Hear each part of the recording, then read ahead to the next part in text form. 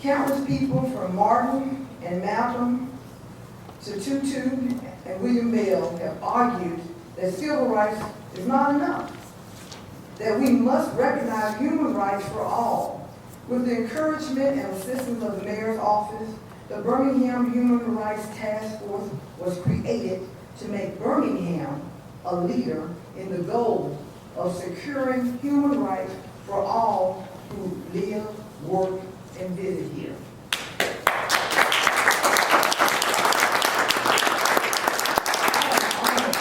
To introduce our speaker that will address us this afternoon, because he came and he said that human rights is not enough, that we need to look at, civil rights is not enough, we need to actually look at and examine human rights in order to move forward, that all people will be created equally with dignity.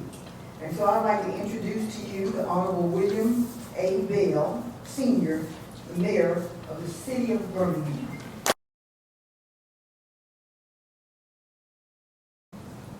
Then another poster that I have is one of Nelson Mandela. Nelson Mandela, as you all know, stayed in prison for some 26 years. He stayed there because of the oppressive society of apartheid in South Africa. He was one that fought vigorously for human rights and for the real South African people to control their own lives. Well, he was placed in prison for 26 years. There was many efforts in this country to work to get him freed, and a lot of things happened. I met a gentleman up in New York named Dumisani Kamala. And Dumisani he represented an organization called Americans for South Africa. And during that time, he was reaching out to black elected officials all across the country to sign petitions and join his organization to boycott any U.S. company that was doing business in South Africa. And if you go and look at some of our ordinances, you will see where an ordinance was passed by the city of Birmingham. There was a resolution, it was an ordinance, that we would not do business with any company that was doing business in South Africa. Well, you know, at the time that we passed that ordinance, Birmingham, Alabama, we don't have anybody doing business over in South Africa. But it amazed me, all of the companies that were right here in Birmingham, Alabama, the banks, the companies that make products and steel and all, it just amazed me the number of companies that were doing business in South Africa. And I called it a little heat for it, but it was the right thing to do. Well, I said all that to say that at the time that Nelson Mandela was released from prison, he came to Atlanta, I think it was in 1993. And because I had been a part of that Americans for South Africa, I was invited to come over to hear Nelson Mandela, as well as have a quick meeting. And by a quick meeting, you just walk up, shake hands, and move on. But he made the statement when I told him I was from Birmingham, Alabama. He said, during my time of incarceration, I kept up with what was going on in Birmingham and the South. And I saw the changes that occurred in Birmingham, and that gave me hope, because I knew that if change could come to Birmingham and the South with the bombings, the lynchings, the shootings, and all of the things that happened to perpetuate segregation and Jim Crow laws, I knew that change could come to South Africa. Then the last picture that I have in that room is a picture of our current president, Barack Hussein Obama.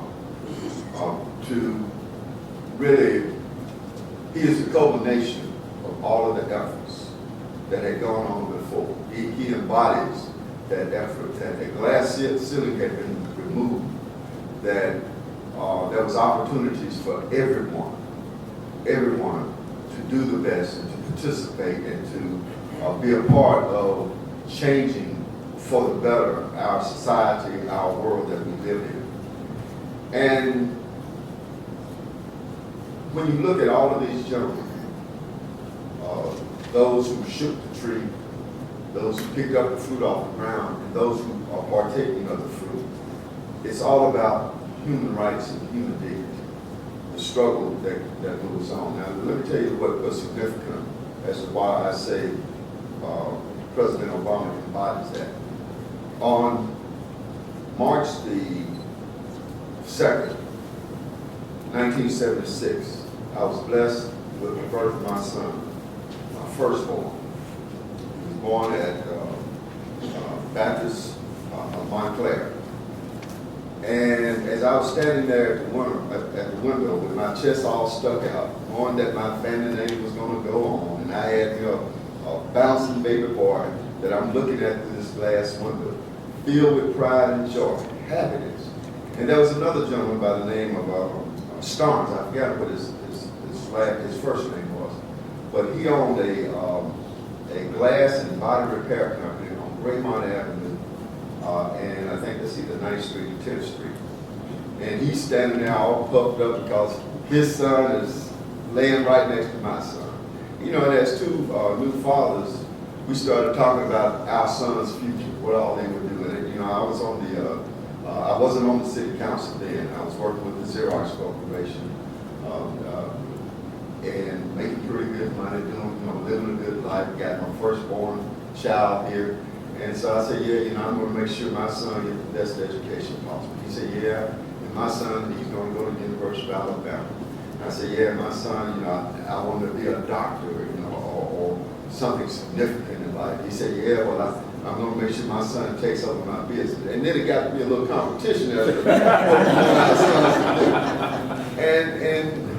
And I started saying, yeah, we got land down and said, well, my son's going to go down there and turn that land. We just went on and on and on for about 10 or 15 minutes. And finally he said, yeah, and my son is going to grow up to be the president of the United States. And I kind of paused. Because he hit me right where he knew that I could not go. I could have made the statement. Right. I could have made the statement, but the statement would have been hollow. The statement would have been just something for me to say, and we both knew that glass ceiling was there. That his son had that possibility based on previous history. My son did not have that possibility based on previous history. But because of the work and the efforts that those who have come before, that created the opportunity for Colin Powell to become Secretary of State, for Condoleezza Rice to become, I'm not speaking on their politics, I'm just talking about the fact that they're there and they made it there. Gradually, the layers were peeled back, that it set the stage for a Barack Hussein Obama to come to the forefront. Now, if 10 years ago, anybody in this room said that Barack Obama was going to be the president of the United States, y'all know y'all would be lying. Everybody knew that. But God had his hands moving in all of that. Just think about where he came from, how he came from there. The name that Hussein, whoever, after 9/11, 2001, would you ever think that we would have a president by the name of Hussein, whether he white, green, whatever? And just so many things. God moved to the side and out of the way. When you think that human rights is not man-given, but it's God-given, then God has a way of moving in our lives to open up, to see that human rights must come to the forefront. And that once you recognize that human rights is embodied by all of us, and that all of us are allowed to live up to our potential because of human rights, then you understand that it can't happen unless God has touched it. And God has touched us in so many ways. We talked about the factory for us, Fred Shuttlesworth house was blown up. He was inside of it, had a little scratch on his ear. God put his hands on that. So when you think in terms of human rights, it's something that we're all endowed with when God places breath in our bodies.